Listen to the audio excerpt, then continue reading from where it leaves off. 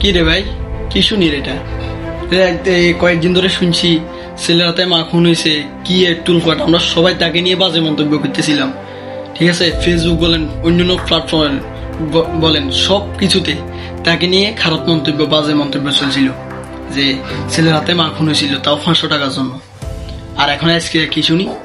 আজকে শুনতেছি যে ছেলে খুনি না, আসলে ছেলে খুনি না, যে বাড়িওয়ালার মালিক বা কিছু কেউ একজন বলছে, আমি শিওর বলতে পারতেছি না, তার হাতে খুন হয়েছে।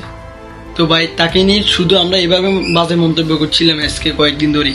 এটা কি ঠিক হয়েছে? মানে ভালো করে তদন্ত না করে, ভালো করে না দেখে তারা একজনকে খুনি বানাই দিছে, এবং কি এমন খুনি বানাইছে যে ছেলের হাতে মা খুন হয়েছে, তাও 500 টাকার জন্য। আর কি জন্য বলছিল? প্রেমিক কে না কে বেচালের জন্য। ভাই দেখেন দেশের আজ কি এক অবস্থা, দেখেন নিজেরাই দেখেন দেশের আজ কি এক অবস্থা। তারা ভালো করে তদন্ত না করে, ভালো করে কিছু না করে একজন ছেলেকে এইভাবে ফাঁসা দিল। এটা কি ভালো হয়েছে?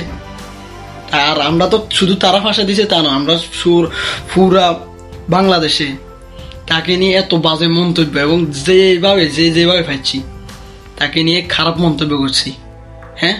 এবং কি এই যে সব মায়েদের ভিতরে এখন একটা ভয় কাজ করতেছে ছেলেদের সম্বন্ধে, হ্যাঁ।